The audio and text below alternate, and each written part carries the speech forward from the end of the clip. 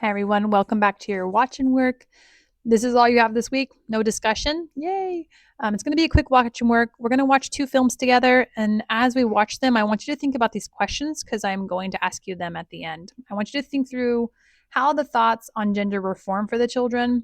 We're going to generate possible ways that their thinking might impact their development. And then I'm going to ask you to consider other alternative and additional sources or resources that may prove helpful in forming positive gender identity for these children. Okay, with that, let's go ahead and jump on in and watch our first video. I'm a lorry driver. I'm Farmer Son. I'm Bill. Right, we're gonna do the register.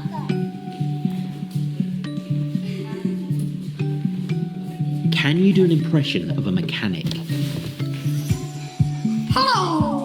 What do mechanics do? They fix your engines. How about a nurse? How would you describe a nurse? They have a high-pitched voice sometimes. Hello, are you here to get your medicine? Can you do an impression of a builder? Hello, I'm Bob the Builder. We are builders and we're both very grumpy. And what about a pilot? What do you think they look like? Tall, big. My name is John. I'm Captain James. I'm Captain Jamie. What's your captain name? Banana. This is your captain speaking. This is your captain speaking. This is your captain speaking. I want to introduce you to our very special guest. It's a pilot. Hi kids, this is your captain speaking. My name's Rebecca and I'm an EasyJet pilot. We come in and we sit at the front of the plane here. Does anyone know what this part of the plane's called? The cockpit, absolutely. I'm always sitting like this. Are you in the back there? Out the wing, yeah.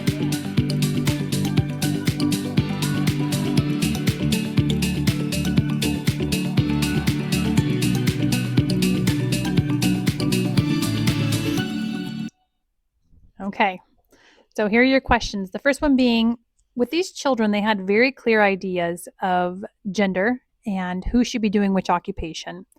How were those thoughts formed? Like, how did they come to believe those things? Okay, we think about representation. We think about how people talk about masculine and feminine behaviors. We also think about how children very early on can identify and categorize boy versus girls. We know how stereotypes play an impact. All of that shows up here in this video. Okay, my next question to you are, what are possible ways that their thinking might impact their development? We think about specifically girls in this case and not believing they're going to be pilots or certain professions, and boys as well when you saw them act out being a nurse as being a female, right? So right away, it's going to impact their development because they're going to be less likely to engage in those activities, even if they find them interesting. They're going to be less likely to enroll in classes that follow those occupations. So for girls, we see that showing up in their lack of involvement in STEM. For boys, that might mean a lack of involvement in art or literacy classes, things of that nature. Okay, my last question to you is, what are possible alternative or additional resources that might be helpful in forming positive gender identity? Okay, when we think about representation, making sure we have classrooms where the pictures on the wall have lots of representation for all parts of identity, whether that be race or gender or ethnicity. We also want to make sure that we're really aware and talking about abilities and highlighting children's abilities regardless of their gender. We're using gender neutral language when we're teaching. We're making sure the gender teaching strategies are equitable, and we're highlighting skills and understanding that we're not stereotyping behavior within the classroom, right? All of those things, making sure that children see themselves as capable. All right, next video, and then you are done.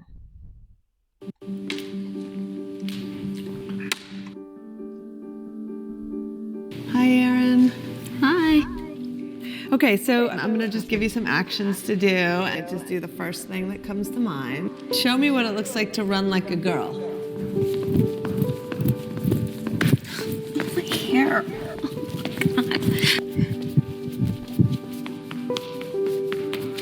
Show me what it looks like to fight like a girl.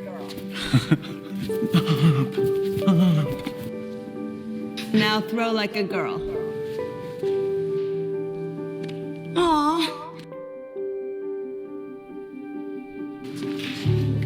My name is Dakota, and I'm 10 years old. Show me what it looks like to run like a girl. Throw like a girl. Fight like a girl. What does it mean to you when I say run like a girl? It means run fast as you can. So do you think you just insulted your sister? No. I mean, yeah, insulted girls, but not my sister. Is like a girl a good thing? Actually, I don't know if it's a bad thing or a good thing. It sounds like a bad thing. It sounds like you're trying to humiliate someone.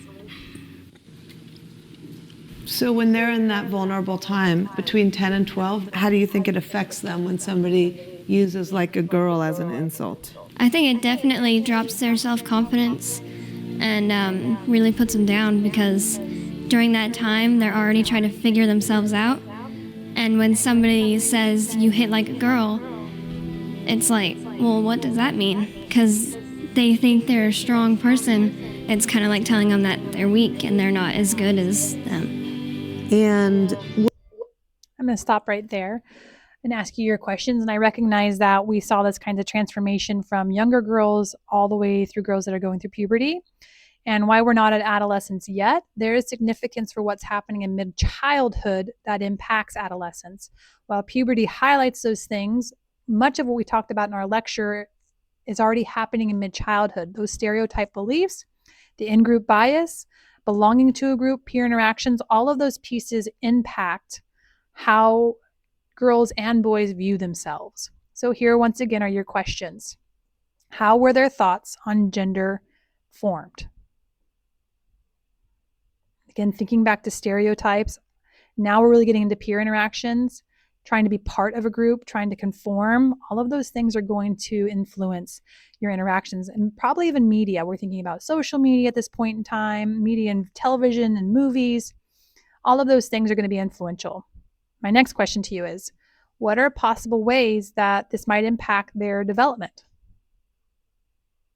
And we know right away that we know this was all about sports. So we think about physical activity, being engaged, being part of a team, all of that is going to not be as significant for girls. And we see that play out in the research. Girls are less likely to be part of a team.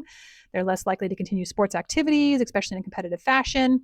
So we can know that this is an impact. And because of that, their gross motor skills also don't develop as strongly.